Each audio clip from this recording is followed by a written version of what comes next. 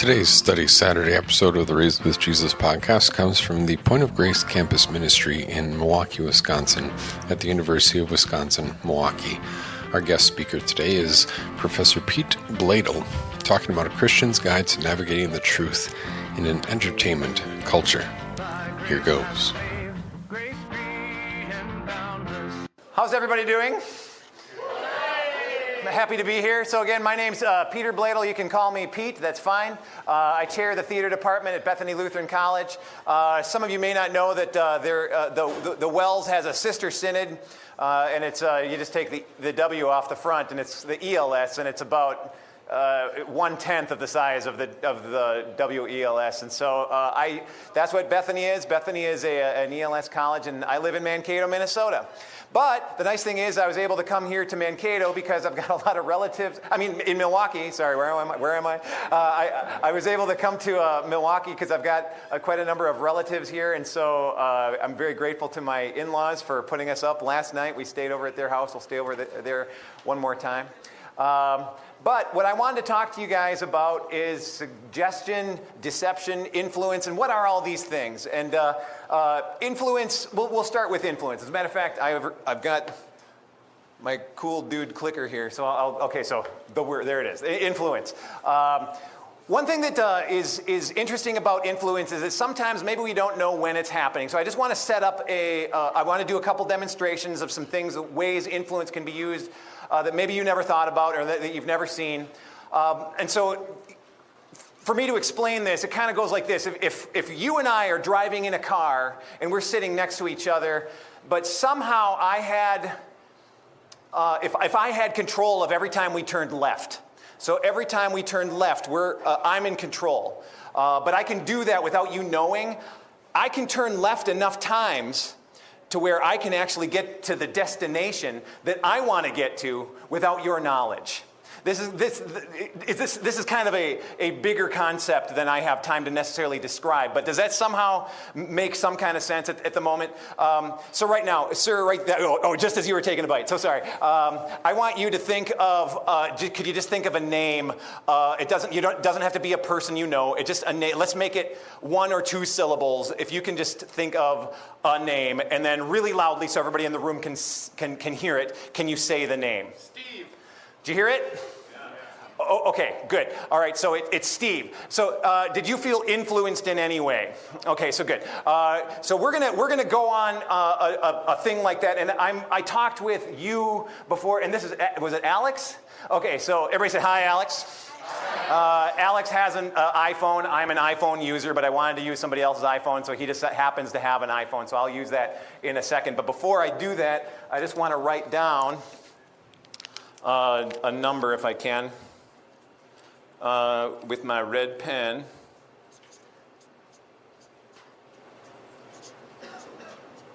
Okay, good enough. And so and I'm going to keep that right where it's totally visible, where everybody can see it. Okay, so it's right there. Now, Alex, can you just bring that up here? It might be best if I can actually, because I know if I go out there, it's going to feed back. That's just the way it goes. Okay, so we've got yeah, perfect. Okay, your phone. What I'm going to do is I'm just going to use the calculator. Okay. Now, what I'm looking for, I just want to see if this works out. Good enough. Okay, yeah. This is different than mine. All right. So on these calculators, all I want to do is I want to just start adding numbers up. I'd like if somebody could just, you right there in the black shirt, will you do it? Yeah, perfect. Will you just give me a 3-digit number, but the middle digit, could you just make it odd for me? Sure. 137. 137. So 137. Can you see that okay? Is it coming out okay? Okay, 137, and then I'll multiply it. I'll go, I'll multiply it by another number. You right there, sir, with your hands touching by the table, can you just give me a 2-digit number, both numbers even? 24. Okay, times 24. You can all see it? Okay, then can I get you, with the pink blazer, ma'am, what year were you born? What? 1996. Okay, so times 1996. Okay, good. Is all right? Is all right? You can see? Oh, okay. Then what I would like, you, ma'am, right there. Can you give me just a single one-digit number? 2. Easy. Okay. Times 2. All right. And then I'm going to have you. I'm not even going to look. Can you just think of a single digit, but it's even, and we're going to divide this time. Okay. So divided by, you just type in the single digit number. Okay, good. And then you press equals, and I don't want to, I'm getting out of here. Okay. Okay, so do you have a number in front of you? Yeah. Is this a small number or a big number? Big number. Okay, is it a 6-digit number, 7-digit number? 7 digits. Does it begin with a 7? Yeah. Is the next number a 3? Yeah. 0? Yeah. 3? Yep. Is it a 0? Yeah. Is it then a 7? Yeah. Is it an 8? Okay, so I influenced that number, because remember, right over here, that's the number that, can you see that? Can you see that that's the number I wrote down? So again, I was turning left every time everyone else was turning right. So I was trying to get you guys to think of certain numbers because I didn't really care about the numbers as much as I could figure out what the destination was going to be. So here was the destination. If you were wondering about this, I'll make here. Can you just hold that for me, Alex, for a second? Let's make sure Alex gets his phone. A big round of applause for Alex, by the way. Okay, so read that number out loud for me, Alex, so that I can make sure that everybody sees this okay. 7, 3, 0. I'm going to write this in block letters if that's okay, or block numbers, I guess. 7, 3, 0, 3, 0, 7, 8. Because this is how on my Texas Instruments when I was growing up. This is when if you put this number in my old calculator that I had math in when I was in school, it always did the digital numbers that look like this. The reason I picked this number to influence, so that you can't think that I wasn't influencing you, I wanted to make sure that this was something I could prove, is because if you turn this over, that spells my last name. So Bloedel. Okay? So that's how influence works. This is probably a different kind of influence than you've ever seen, but I will give that to Alex, and thank you for letting me use your phone. Okay, and then one last thing, too, is what's your name? Nathaniel? Nathaniel, you probably didn't know that I was influencing you, too, because inside my wallet, I've got another wallet,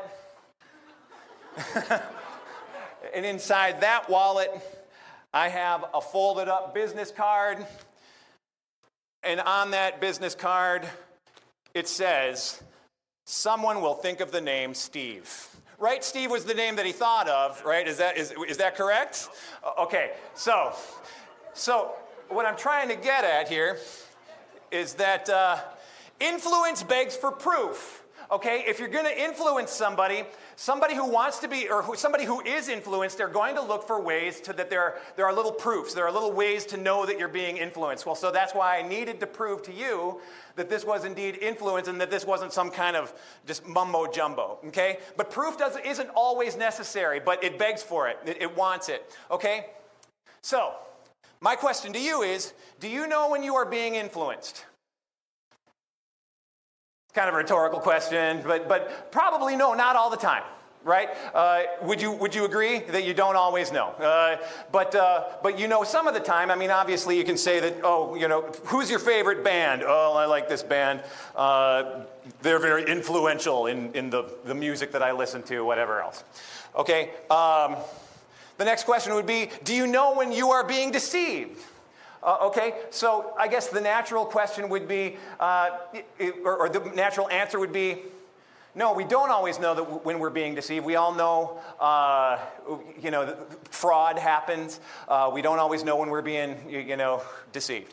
Okay, but can you tell the difference? Okay, and how many people think like earlier today that they've been deceived?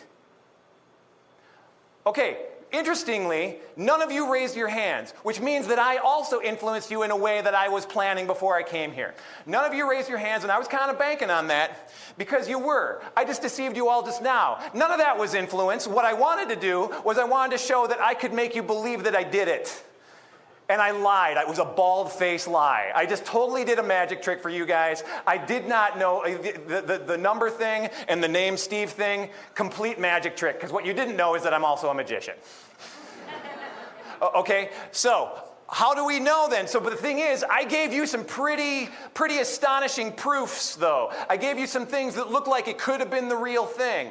I did a magic trick, but then I did say, I told you other things that somehow solidified the lie, made the lie even seem better. So now you're kind of embroiled in the lie where you can't even, if I say, this is for real, right? Do you believe it? And you kind of go, yeah, I guess I kind of did believe it. Or even if you didn't, if you didn't raise your hand, and the reason you didn't is because you're here with peers. And a lot of times we won't be there's a saying in Japan, the nail that stands up is the one that gets pounded down. So when we're in groups, that's all influence, and it's all suggestion, and what I did to you guys is deception. I just plain up fooled you. That's what I meant to try. But the influence wasn't that. The influence I wanted was that you would believe that I did it for real. And nobody contested it. So I got to say, I got at least half of you. Raise your hand if I got half of you. Raise your hand if I kind of got you. Okay, all right, good.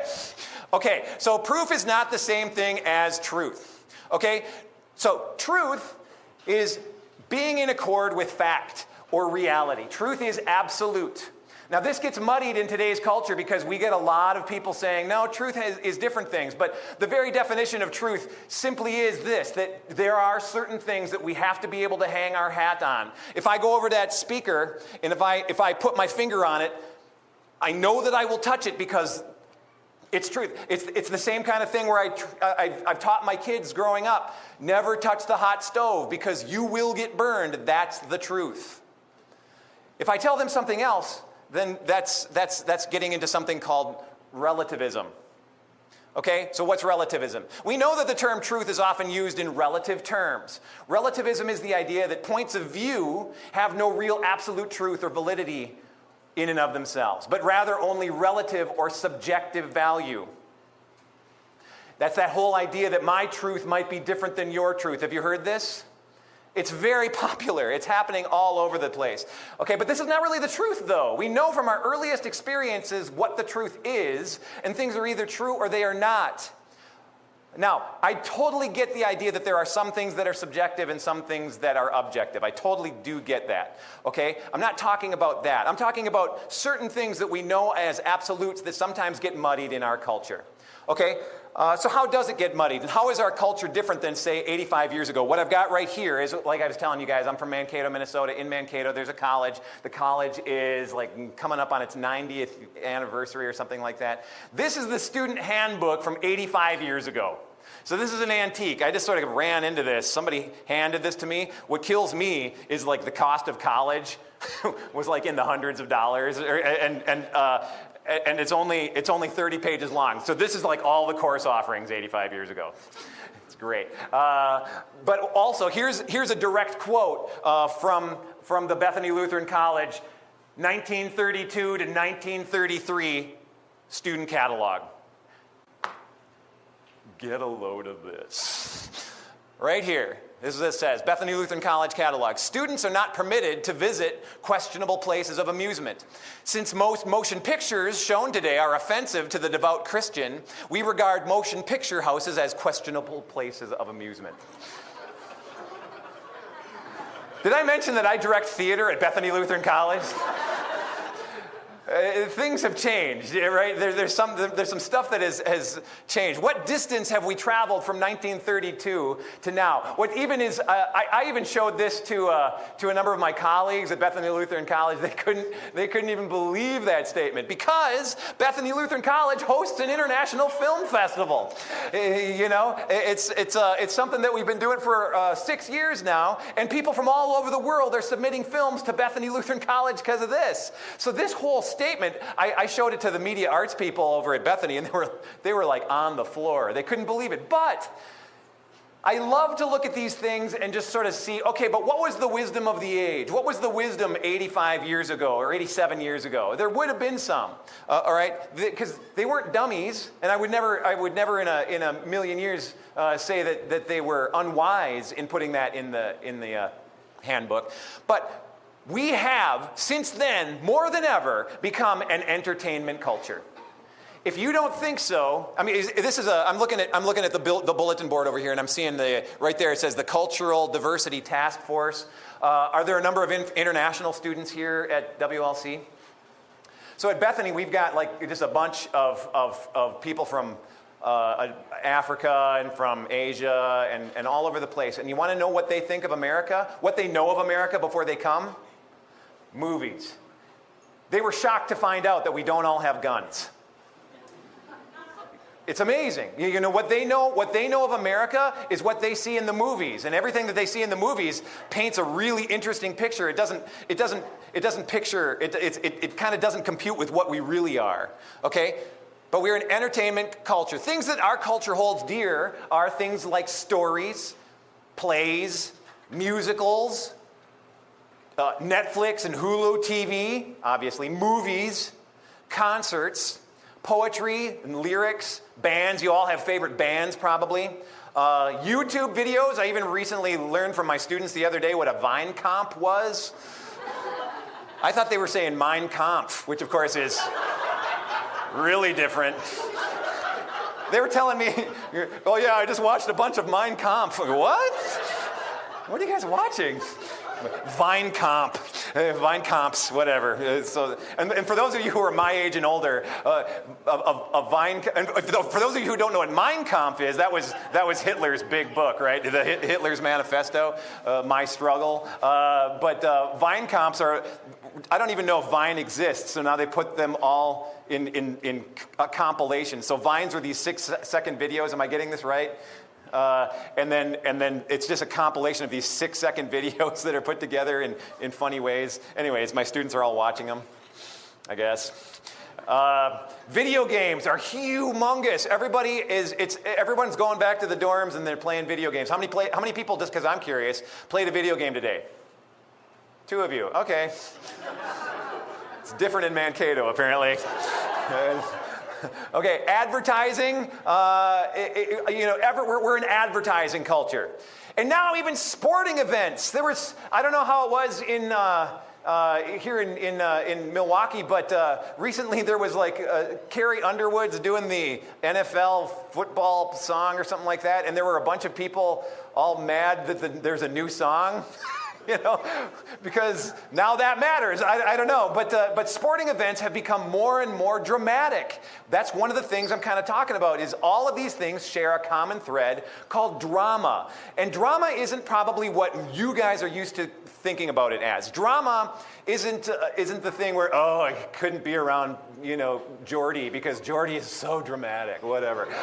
I'm talking about something else. I'm talking about things that go back thousands of years. Okay, so Plato. How many people have ever read Plato's Republic in a class? It's probably not reading that you just do because it's fun. Okay, so in Plato's Republic, he takes a big portion of that to talk about theater, and he talks about imitators. He says, this is Plato. He wanted to ban drama, so plays, tragedies, comedies, from his ideal society. The whole idea behind Plato's Republic is that he's formulating an idea. If I had the opportunity to create a perfect society, what would it look like? And so he says, well, it would be without drama. We wouldn't have any drama. We wouldn't have any plays. As a matter of fact, if I do this right, we probably wouldn't have any imitators of any kind. Okay, he said that drama is imitation, and that imitation is thrice removed from the truth. What he meant by that, and really, if you look at this from 21st century eyes, thrice removed from the truth is really twice removed from the truth, and that simply means you have the real thing. So let's say you've got the speaker. There it is. First, the creator thinks of the idea of speaker. I am now conceptualizing speaker. That's the first thing. Then the second thing is right here, okay, now after I've conceptualized it, I have now made speaker. Okay, this is the actual speaker then. And then the third removal from the truth is then the person who paints the picture of the speaker and shows it to you and says, look at speaker. Okay, so that's the imitator. Okay, and Plato would say, no, we don't want that third guy. We don't want the imitator because that's a lie. An imitation is never going to be the truth because now it's somebody looking at the truth through different kinds of glasses. Now there's room for interpretation and there's room for error. And Plato didn't want any error. Here's what Plato says. He says, and shall we just carelessly allow children to hear any casual tales which may be devised by casual persons and to receive in their minds ideas for the most part which are the very opposite of those which we should wish them to have when they grow up? Now, I'm just telling you, this is not like some kind of homeschool mom. This is a pagan. This is somebody from thousands of years ago who said this. It's not, we sometimes as Christians look at that and go, well, that sounds reasonable. But this is pagan stuff. They were concerned about that stuff too, just like your moms and dads might be. Oh, and here's another thing. Here's what's funny, is Plato's Republic, it was written in what's called a Socratic dialogue. And that means that he was a master manipulator. Because so while he's condemning drama, he actually wrote the Republic in dramatic form with characters. And they had lines. The whole thing is basically a play. It's called a Socratic dialogue. Go figure. Okay? So, dramatic theorists and philosophers throughout history have argued over the influence of drama, perhaps more than any other topic. So it's not like they're talking so much about the entertainment of drama. I teach, and I'm teaching it right now. When I go back to Bethany, I'll be embroiled in some heavy debates about what some of these theorists are talking about. All of these theorists that I have here, Aristotle, St. Augustine, Tertullian, Jeremy Collier, Coleridge, Schiller, Soren Kierkegaard, Molière, Jean-Jacques Rousseau, Goethe, Nietzsche, and Brecht, and there's just a zillion others. They're not talking about entertainment. They're talking about influence. They're talking about what is the most important thing about drama. It's not to entertain you, but entertainment is a huge part of it, and we'll get to that in a second. So how can we as learners better understand what's coming at us in movies, drama, or entertainment in general, and nowadays it's video games, all this stuff. How can we get to know what's coming at us all the time? There's some audio here, so hopefully this will go. Jerry, just remember, it's not a lie if you believe. I don't know if, see, Seinfeld used to be the big sitcom when I was coming up, so I don't know if you guys watch Seinfeld or not, but the big moral dilemma is that Jerry Seinfeld, this guy right here, is going to have to tell somebody a lie. And his good friend George is saying, well, you know what? It's not really a lie. The lie you're about to tell, you can't think of it as a lie if you believe that it's true. And so is that true? There's a moral dilemma there. So let me go into suggestion now. So we talked a little bit about influence. What is suggestion? Suggestion is a part of influence, okay? This is simply this. If you're given the quick definition of suggestion, it's an idea that someone proposes, okay? You accept or you reject that suggestion. It's totally within your realm of as somebody who discerns. What do I do? Okay, so a simple suggestion. I'll give an example in a second. But vocab.com says this. When someone gives an order, like in the military, it has to be carried out. So don't look at suggestion as an order. Okay, an order, if I'm telling my kids, go clean your room, that's irrefutable. that's something that they got to do. Okay, that's not a suggestion. It's or a command. It's a command. That's why they call them commanders in the army, in the armed forces. On the other hand, a suggestion is like an idea that's kind of optional. Suggestions are ideas that can be taken or they can be rejected. It's up to the person who receives the suggestion. And there's a number of types of these. I'll talk about three for real here. Okay, so the basic. I suggest that you go, here's my example, today's example. I suggest that you go to Cheesecake Factory for lunch and try their Thai chicken lettuce wraps. They are to die for. The people who are laughing knows that that's what I had for lunch today. Okay, so can you give me other examples of just a basic suggestion like this? Now the thing is, I'm telling you to do it. Go to Cheesecake Factory. Go to Cheesecake, you gotta try their lettuce wraps. They are the best. Is that optional or do you have to do it? It's like it's optional, right? You don't have to do that, but that's my suggestion. Give me another example. Somebody give me an example of a suggestion quick. Super fast. Yeah, go ahead. Okay, good. That coffee's really good. Good. Advertising, perfect. Anybody have another one? Simpy, anything, fast. Okay, we'll keep going. All right, so then there's the sequential, okay? The sequential. This is sort of a logical trail that we create for ourselves. It is, if it is suggested to us that one thing is true, we naturally make connections that other things must be true due to the validity of the first thing. So, if this is true, then that must be true. So a lot of people, these are kind of close to syllogisms. They're a little different, but a lot of people will, if I say my dad, okay, Carl Bloedel is my father. Carl Bloedel loves classical music. Peter Bloedel is his son and is a Bloedel. Both true statements. Then finally, somebody might then come up with a theorem, a last part, an equals sign, if you will.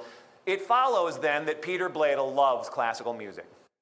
You now see that could be flawed. I do like classical music, but not like my dad, because it's all my dad listens to. Okay, I like rock. I like a lot of stuff my dad doesn't write. But you get that the third thing it's not like math. It's not like 2 + 2 = 4. It could be like 2 + 2 = banana, which now we're getting subjective.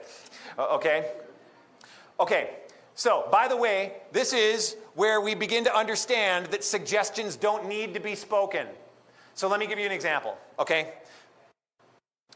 So this is part of the sequential thing, okay? Peer pressure, okay? Peer pressure is a single example of the sequential suggestive process. So, chicks dig Paul. Who's Paul? That's Paul. Okay? That's Paul and these are the chicks, okay?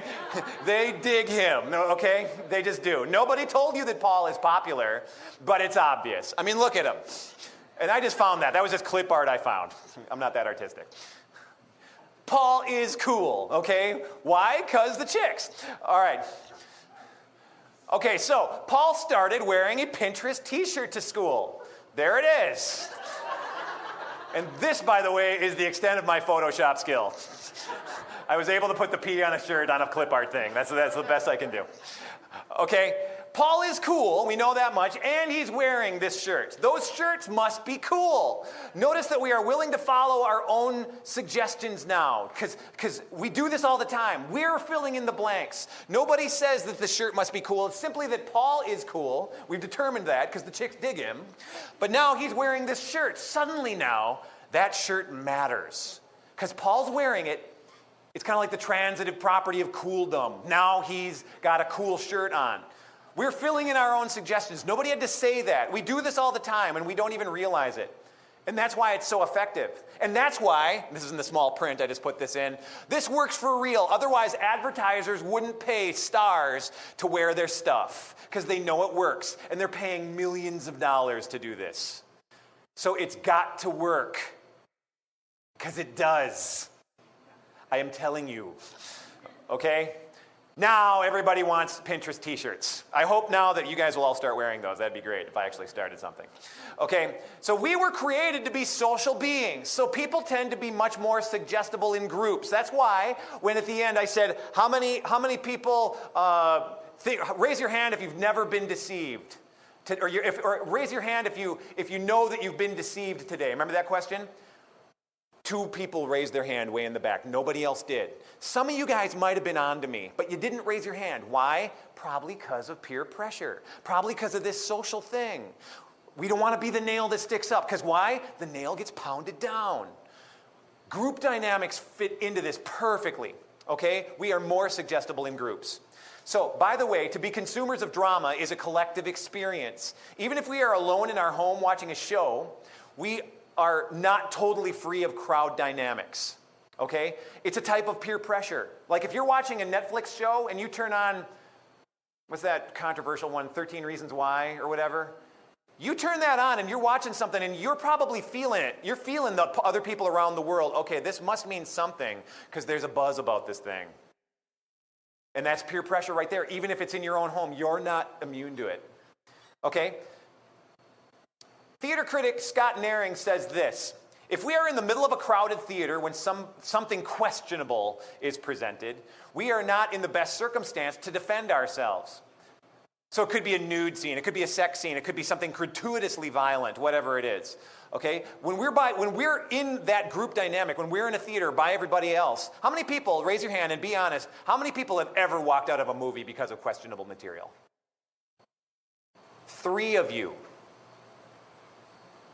And it's because of this. Because we are not in the best circumstances to defend ourselves. The crowd is engaged with whatever is on the screen at that point. We are influenced by crowd dynamics to dispense with our personal inhibitions. Okay? So somehow now we kind of become part of this social thing. It's this social fabric and we can't ignore it. And we don't even know that it's working on us, but it is. Okay? So these social constraints play, and by the way, this is old theory. This is like those philosophers that I just had up on the board there. It's this. They've been writing about this stuff for thousands of years. These social constraints placed upon an individual's thought processes teach us to be passive when we're in an audience.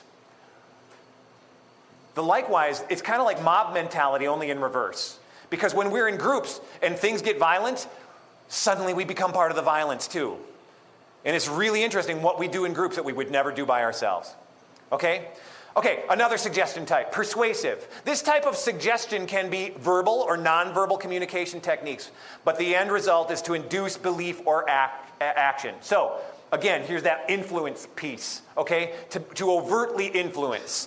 Things that help this kind of, okay, so we know it's to be persuasive. Things that help this are things like authority. Okay, if you go to the doctor's and he's going to tell you what's wrong with you, first of all, he comes in, he's probably wearing a stethoscope. Nowadays maybe they don't wear the white coats, I don't know, but they come in and she's telling you, my cardiologist doesn't wear the white thing because I've got a heart thing that every so often I got to see a cardiologist about. And she sits down, she tells me, okay, this, and I'm believing her. Why? Because she's the authority. I've set that up in my mind. I'm just kind of going, she knows about this, so somehow now I'm letting her tell me what I wouldn't know, okay? So she's teaching me, telling me things, okay? Another thing, ceremony. Passion is big. If somebody's really passionate, because that appeals to our emotions. Emotions are what really they're a trigger piece on this. And let me go on this emotion thing. Passion and emotion, we probably vote more on passion and more on emotion than we do on logic. And usually, whoever kills on the late night talk shows is probably the person who's going to get elected. Because we want to vote for the people we like more than the people who it makes sense to vote for. Because of emotion, because of passion, okay? And patterns. So, just because I'm talking politics, think of a political campaign speech and all of the things that are in those things. So much more than the words chosen for a speech go into crafting the influence or the persuasion of the listener. Getting the audience to laugh and to like you, that's important. When you watch these things, next time there's a political convention, or if you even go to a caucus, notice how many times there are patterns. Notice how there are chants that happen. All of these things are meant to influence. It's just very, very interesting. So that's the persuasion type. And then the last one I wanted to talk, this is the fourth one, hypnotic. And actually, you guys are hypnotized more than you know. And it's probably happening right in front of your television set all the time. Hypnosis is that state of mind that reduces peripheral awareness in order to enhance a person's response to suggestion.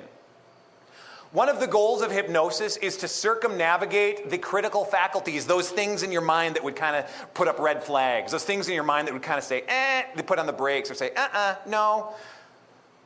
Things get suppressed, and then suddenly now you can be in a hypnotic state really easily, okay? We are much more suggestible when our critical faculties are lowered. So this guy right here, he's a theorist. He's actually one of the 20th century's most renowned experts on hypnosis. His name is Dave Ellman. arguably one of the most influential hypnotists of all times. And he defines hypnosis this way. So again, this is his definition. Hypnosis is a state of mind in which the critical faculty of a human is bypassed and selective thinking is established. Selective thinking could mean that you're doing it to yourself, or you're allowing somebody else to selectively tell you how things are what reality is actually happening. Traditional individual hypnosis looks like this. Now, some of this is going to be a guy named Anthony Jacquin, and some of this is going to be a long time ago. I don't really do it as much anymore in my magic shows and stuff, but I'm going to show you just some examples of hypnosis, me doing it to individuals. Okay, but the first guy is Anthony Jacquin. Hopefully we get some sound here. Good, we're good. So this is called the induction. The hypnotist takes the subject right now, and the subject is ready to be hypnotized, and he's basically giving him suggestions, and he's suggesting to him ways to be more suggestible. That's essentially the goal. It's telling him his head's like a bowling ball and all those things. So this is that first component where we're getting into. Once that happens, once you're in an induction, now a subject is given suggestions. One, two, three. I didn't catch your name. What was your name? Samantha? What's the matter? You got a wrist. Okay, so I told her that her wrist was bolted to her head, and now she believes it. And she can't get it off unless I take it off.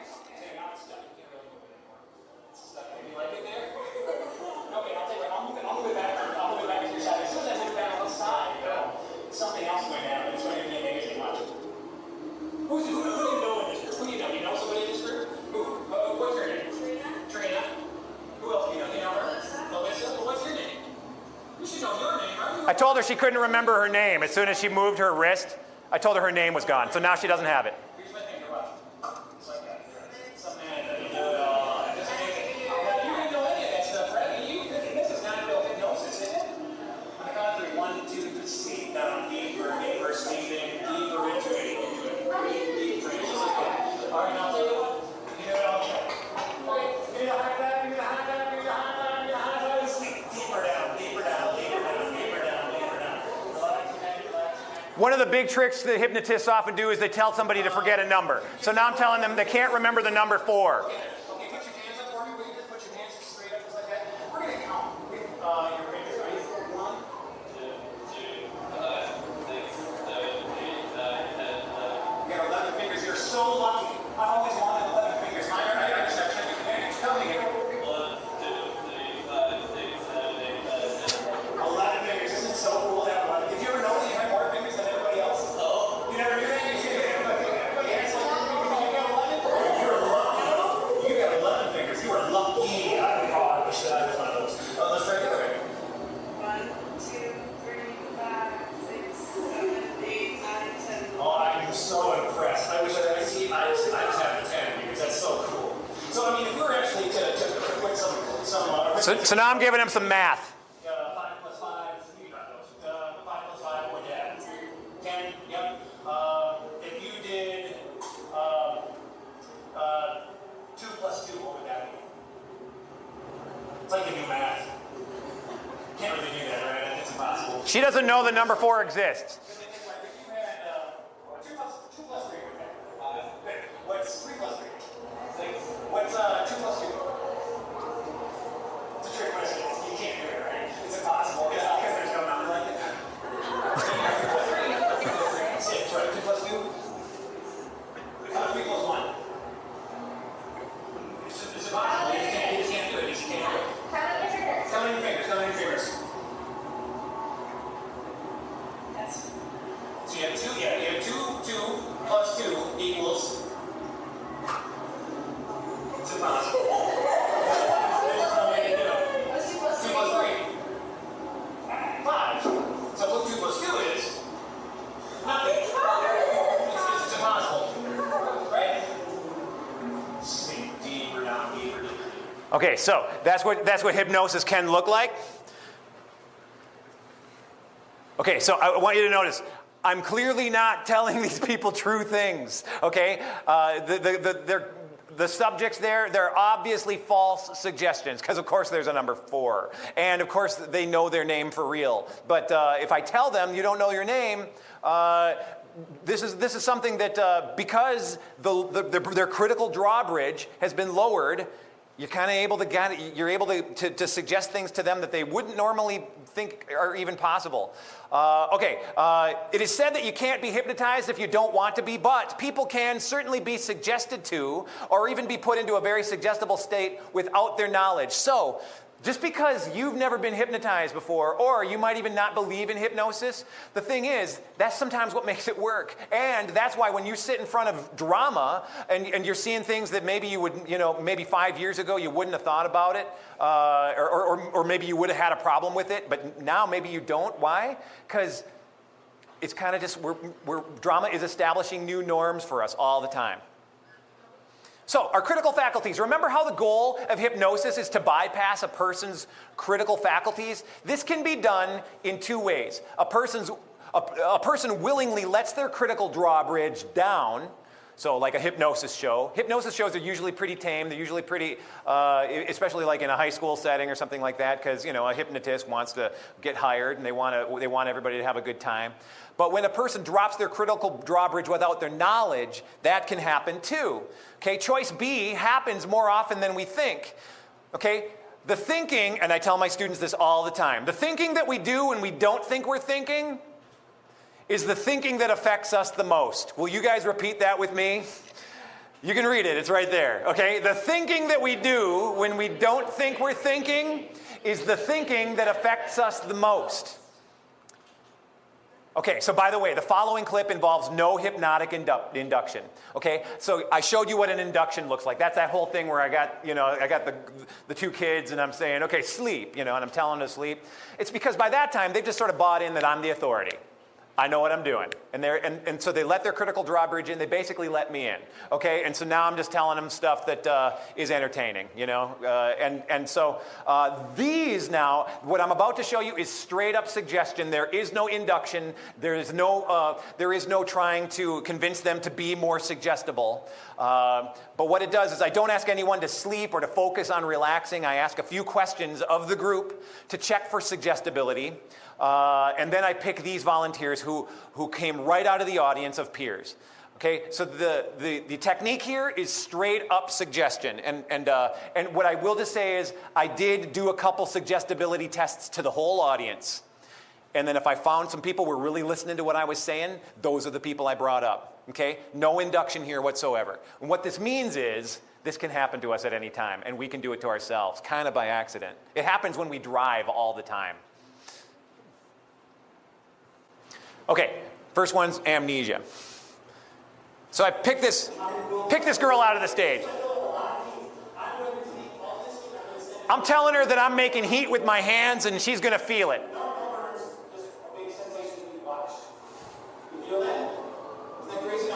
Okay, oh shucks. Rats. Where am I?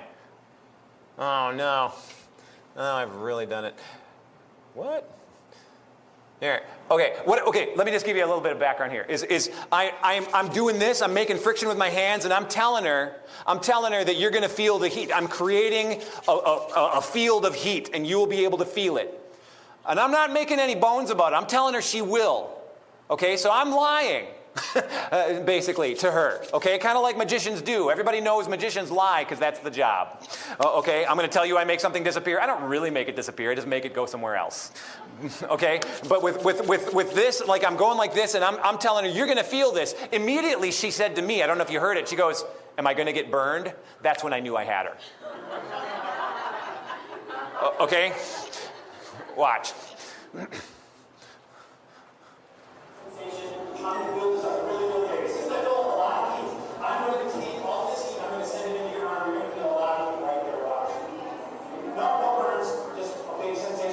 Did you catch that?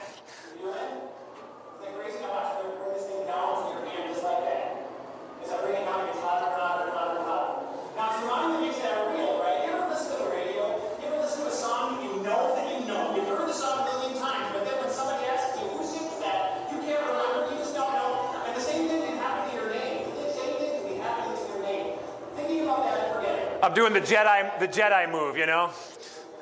Learned that from Star Wars. She's got a name tag. I'm covering it up so she can't cheat. What's my name? You know my name?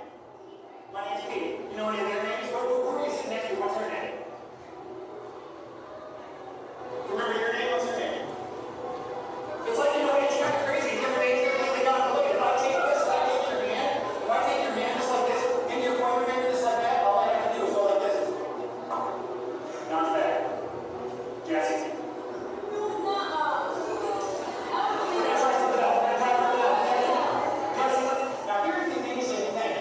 This girl was from London, so she's got an accent. And you listen to that song a million times, but somebody asks you, who sings that? And you know who sings it, but you can't remember that. That happens to me all the time. Isn't it funny how that can happen? But sometimes it's your name. Sometimes your name. So I'm tapping her head, I'm tapping her shoulder. I'm trying to get her to, I'm kind of distracting her brain. I'm getting her to feel things. Again, it's that emotion thing. It's the feelings.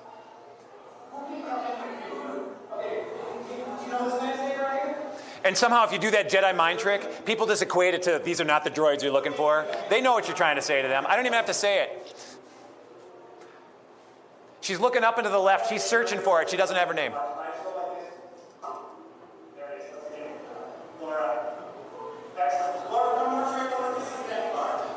Okay, she's showing the whole audience a card.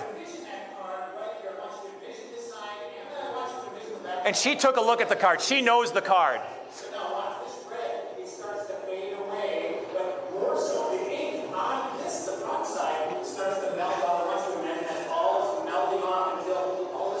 My son was the cameraman. He was 11 at the time. That's why it's a little shaky. Did you notice me tapping her here? When you're on stage and there's a lot of things happening, there's things like this. If you're kind of distracting the brain, sometimes it's just sort of, it doesn't know where to go.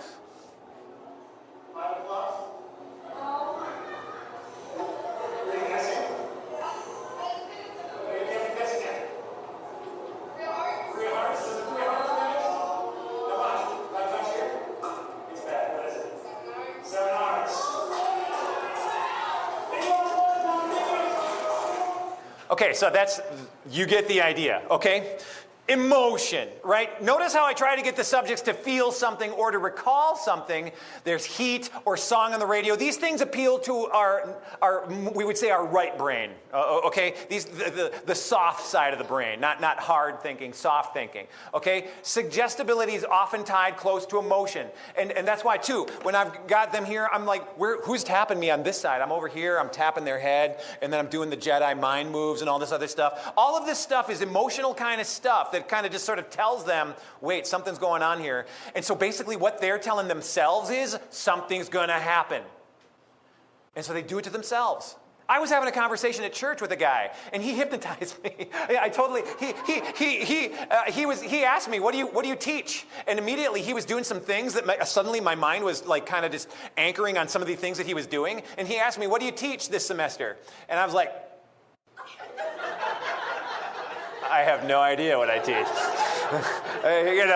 Now it's not like it's gone. I just can't recall it. It's not like these are being, but it looks supernatural. It looks like it's just sort of a trick. It's not like this is gone from their brain. If they go home at night, they'll get it back. All that stuff. It's just that they can't recall it then at that moment. It's kind of like a glitch. Okay, and hypnotists have been, and not only that, theater and dramatists have been basically working on this stuff for years and years and years. It can look supernatural. That's why magicians love it. Magicians capitalize on suggestion, but people like faith healers can do it too. Notice in the following clip how much drama, music, and plain old showmanship, showbiz, can work on the worked up emotion. And this is I'm going to show you a clip of a faith healer.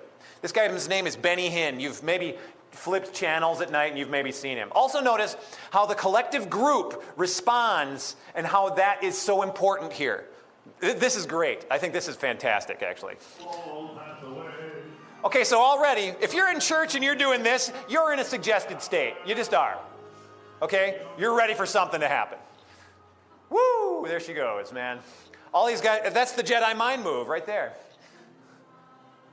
They're coming up to him. They're basically knowing they're going to fall over, thinking that there's going to be the power of God running through their veins.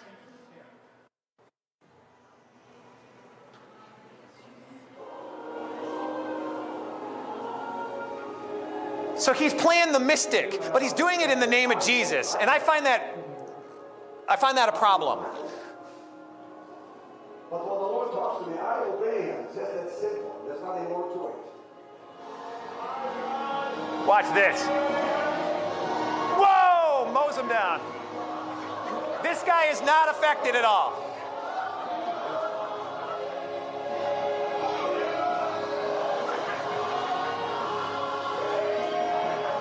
This is a hypnosis show. This is what this is.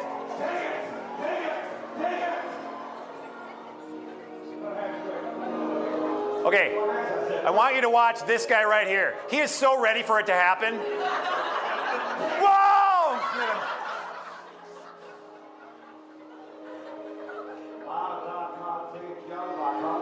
And if you speak in tongues, it makes you even more the authority. Are you getting it? It's kind of, this is sort of the stuff that's happening here. Okay? So there are guys, you maybe have seen this guy on late night television, Tony Robbins. People pay millions of dollars to go to self-help gurus, to visit pop psychologists and life coaches. And I want you to watch the following video and see how this guy, Tony Robbins, employs the suggestion tools that we already talked about: authority, ceremony, passion, and patterns to whip up the emotions of those attending his Date with Destiny seminars. And the tickets, and back in like 2016, the tickets for this were $8,000 each. I'm sure they're more now. Okay? Can you imagine paying $8,000 for a ticket? I need a car. Okay, I got to hurry up. I'm getting the signal. All right, so we'll go with this.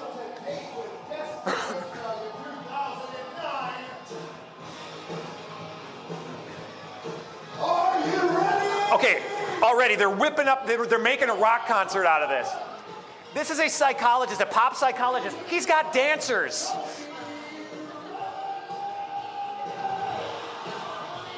He's written all these self-help books that you'll find in Barnes & Noble all the time, and they're bestsellers. How great your life is. How many guys are your life where things are not as much as you'd like them to be? They're not as good. You want better or richer or deeper or more. He's asking questions that, of course, the answer is yes for everybody all the time. I just haven't found the right ways to. Stop right now and point to me and show me where the... By the way, the music that you're hearing is piped in the auditorium. And here, put your hands on the pain and scream it with every ounce of you go. Put your hands on the ounce of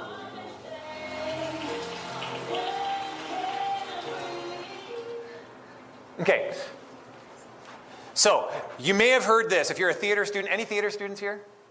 Okay, a couple of you, good, great. The Audience's Willing Suspension of Disbelief by Samuel Taylor Coleridge. In 1817, British poet and theater theorist Samuel Taylor Coleridge coined the phrase, the willing suspension of disbelief.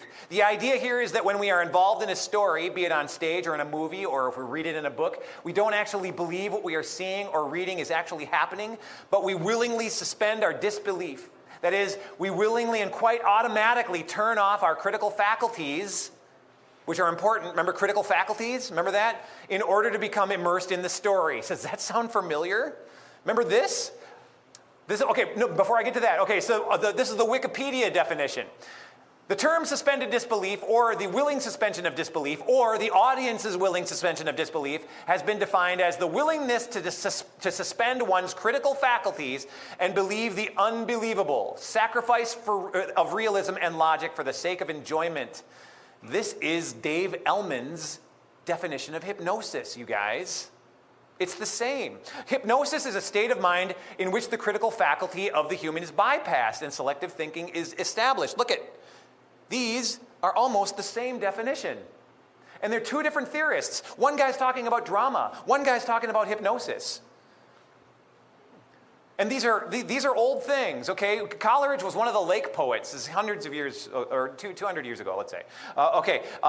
So the willing suspension of belief. In reference to theater, Coleridge and other theorists call this the stage illusion. He says this, the true stage illusion is this, and all other things consists, not in the mind's judging it to be a forest, but in its remission of the judgment that it is not a forest. So he's establishing this interesting dramatic double negative for us, okay?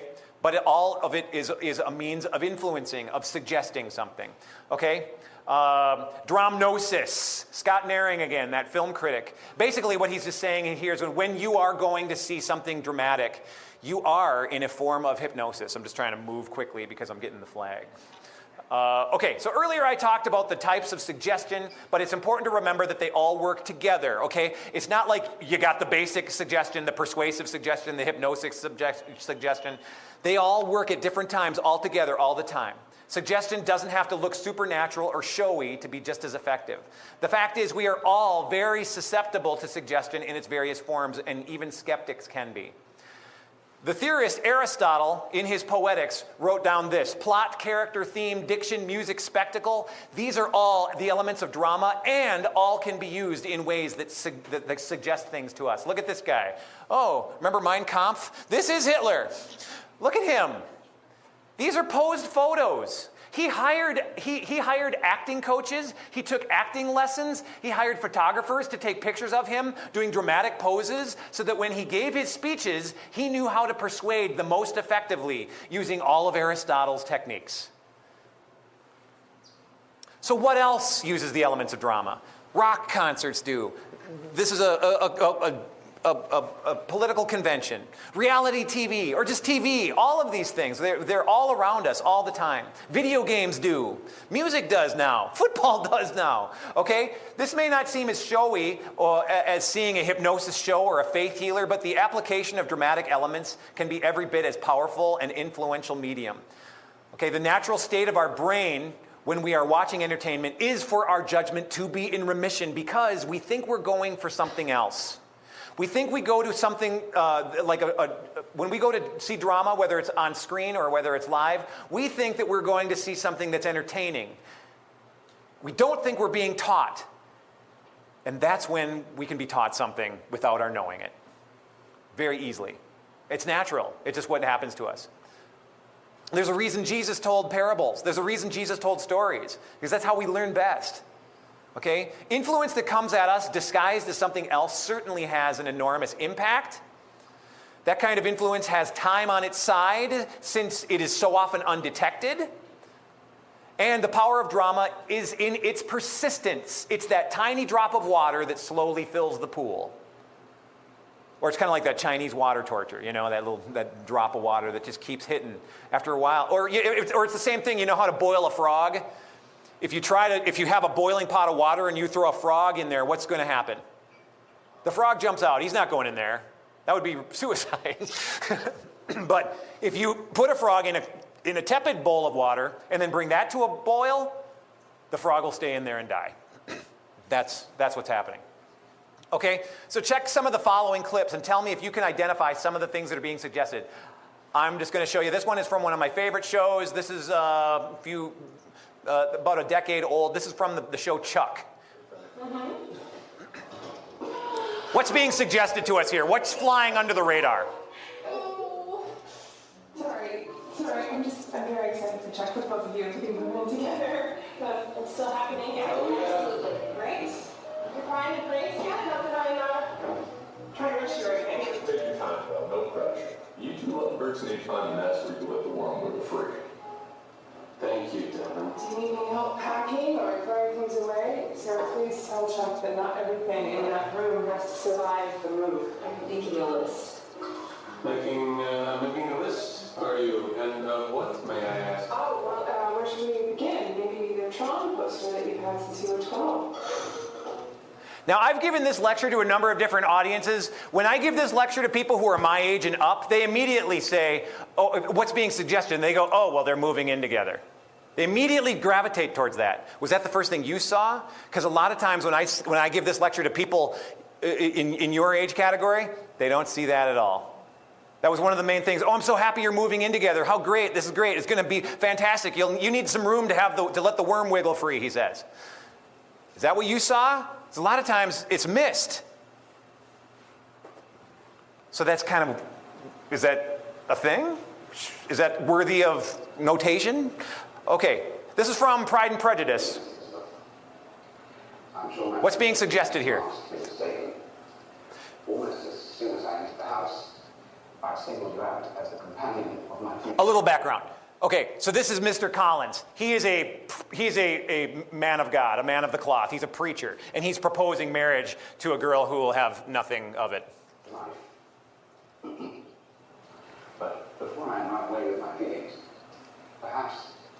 I state my reasons for marriage. Firstly, that it is the duty of a clergyman to set the example of matrimony in his parish. Secondly, that I am convinced it will add greatly to my happiness. And thirdly, that it is at the urging of my esteemed patron, Lady Catherine, that I select a wife. My object in coming to Longbourn was to choose such a one from among Mr. Penny's daughters, for I am to inherit the estate, and such an alliance will surely suit everyone. And now, nothing remains but for me to assure you in the most animated language of the violence.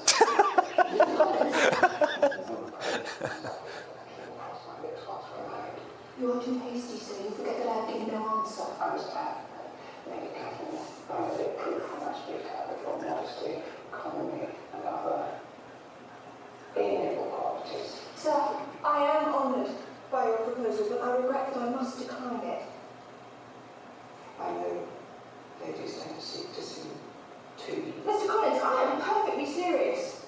You could not make me happy, and I'm convinced I'm the last woman in the world who could make you happy. I flatter myself, cousin, that your refusal is merely a natural delicacy.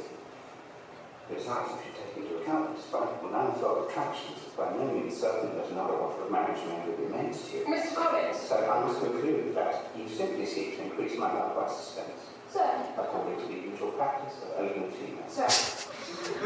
I am not the sort of female to torment a respectable man. Please understand me. I cannot accept you. Oh, bummer. Okay, so with the violence of his affections, right, in the most animated language that he can do. Okay, so what's being suggested here? Just because I'm on a time crunch, I'll tell you what I think. First of all, he's a clergyman, and it's this happens again and again and again. Clergymen are made to look foolish in drama for hundreds of years, and in novels. This is Jane Austen. She's, I love Jane Austen. I love Jane Austen. Clergymen, she's not kind to clergymen, ever, ever, ever, ever. Okay, so Moliere says to expose men's vices to everyone's laughter. Moliere is a playwright from the 1700s in France. Okay, he says to expose men's vices to everyone's laughter is to deal them a mighty blow. People easily endure reproofs, but they cannot endure being made fun of. People have no objection to being considered wicked, but they are not willing to be considered ridiculous. This is echoed by Rousseau, who says ridicule is the favorite weapon of vice.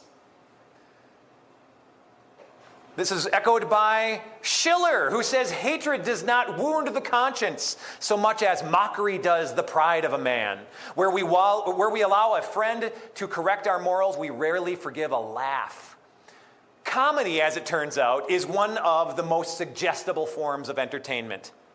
One thing, common themes, you should notice this, and you probably have noticed this. These themes are very common in entertainment these days. And heads up on the following. These are things that you've probably seen. If you haven't, keep your head up for them. After you leave, see if you can't find this in your own examples. First of all, Christianity is foolish, and those who practice it are ignorant or anti-science. Have you seen that in shows? It's like if you're looking for it, you'll see it all the time. Premarital sex is normal and commonplace. Nudity is almost an expectation now in film. How many people, when you see a nude scene, it's like, When I was in high school and I saw a nude scene, I was like, what? Is everybody seeing this? I can't believe it. What? But now it's like Game of Thrones, nude fest, right? Homosexuals in drama are usually depicted as the voices of reason. Femininity is predominantly wiser than masculinity. Follow your heart, it'll never lead you wrong. This is the theme of just about every Disney movie ever. And the Bible has distinct things to say against following your heart. It's probably the last thing we should follow. If it feels good and you are not hurting anyone, you should do it. And the world is millions of years old and was randomly formed. And that one is, of course, just about fact. It's not, but it's a sacred cow now. Okay, a popular one now. Lately, the transgender question has come all over the news, movies, TV shows. This is actually kind of old news now, and now has entered the area of social policy and law. Can you think of an instance particularly two years ago when I was kind of forming all these ideas into this lecture, where it had not been propagandized without a whole lot of emotion, passion, and the introduction of authority, all of which are tenets of the persuasion and influence piece. I want to show you a video here. What I want you to notice is to what great lengths students at Washington University, when this film was made 2 years ago, to what great lengths they will suspend any kind of logic for what they can feel. Okay, here it is.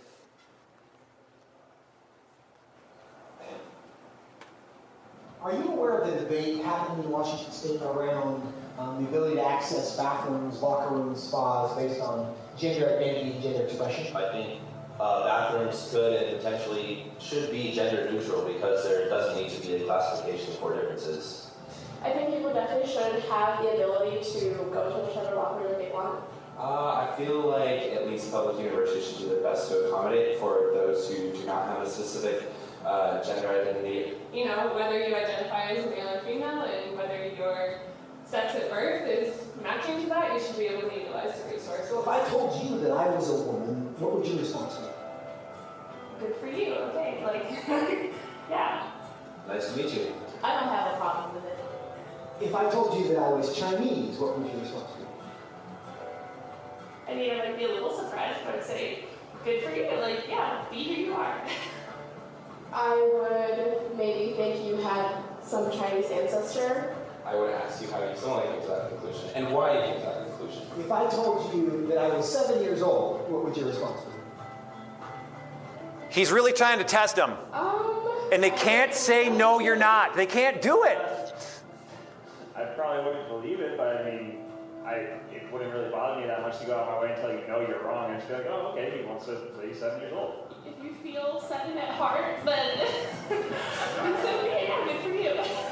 So if I wanted to enroll in a first grade class, you think I should be allowed to? Probably not, I guess. I mean, unless you haven't completed first grade up to this point. He was so close to saying no.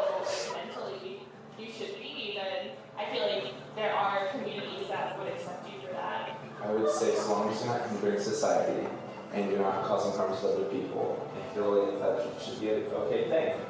If I told you I was 6 feet 5 inches, what would you say? He's a short guy. Why? Because you're not. No, I don't think you're. If you truly believe you're 6'5", I don't think that's harmful. I think it's fine if people, that doesn't matter to me if you think you're taller than you are. So you'd be willing to tell me I'm wrong? Nope. Sure, she couldn't. It's impossible to tell you you're wrong.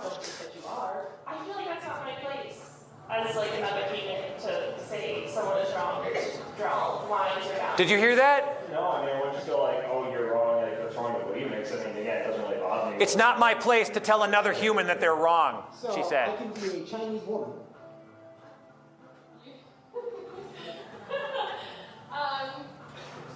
Sure. She can't do it. 6'5", Chinese woman. Is this like a hypnosis show to you? You thoroughly debated me or explained why you felt that you were 6'5". I feel like I would be very open to saying that you were 6'5", or Chinese, or a woman. If you properly debated me and told me why you think you're 6'5", I would be willing to say you're 6'5" or a woman. What? This is like the same kind of stuff. This is exactly the same. I'm just telling you guys, the videos that I've shown you of the hypnosis show, the videos that I've shown, this is suggestion. Do you get the feeling that these guys have let down the drawbridge, that they have let down their critical faculties? Big time, like a lot. They are suspending their logic. Notice to what very obvious lengths they will go to defy logic even, in order to cling to these suggestions. Okay? Have they been deceived is the question. Thanks, I'm going to be done in a minute or two. Is this what passes for truth? Because outside of these walls, perchance, they probably would say, yeah, well, truth is relative. But is it really? So the circle of deception, of course, just because someone is not a liar doesn't mean, or just because someone is not a liar doesn't mean that they can't be spreading lies and untruths. We all do it, okay? That's what rumors are even. We are all susceptible, we are all imperfect, and we all give way to sin. But as Christians, we are privy to the truth because we know it. We believe it by faith. We can't prove what the Bible says is true, but it stands under scrutiny when nothing else will. And this is the whole idea of apologetics. Apologetics is not to prove that the Bible is right, but to demonstrate how it cannot be disproven, and nobody can. Okay, so as Christian learners, what can we do? I'm going to skip this slide. No, I'm not. I'm going to go back on that one. Okay, as a place to start, here's the thing. A skill that is easily missed, and I'd say this is true even in Christian education at the elementary level. I think that we are not teaching our kids necessarily how to critique even things like art or drama, and what is our intent to develop Christian discernment. We can ask ourselves, in the world of the play, in the world of the drama, what is morality and what is immorality? What is wisdom? What's wisdom in that world?